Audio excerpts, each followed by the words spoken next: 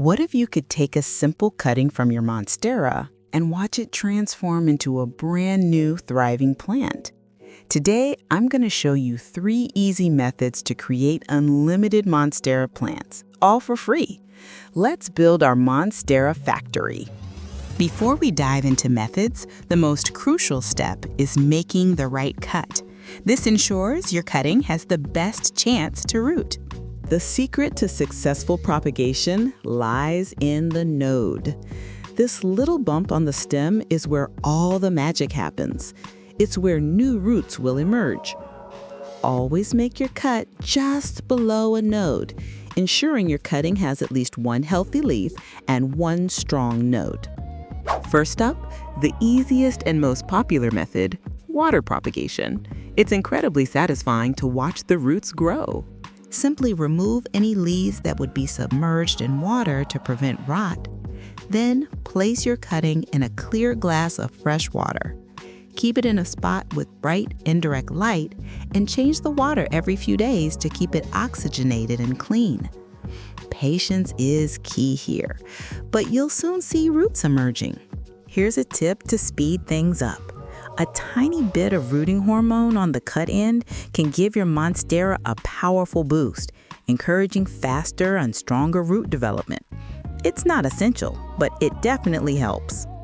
Next, for a slightly more robust start, we'll propagate directly into soil.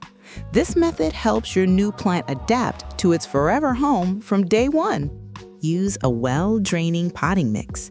Plant your cutting, making sure the node is buried, then gently firm the soil around it. Water it thoroughly until the soil is moist.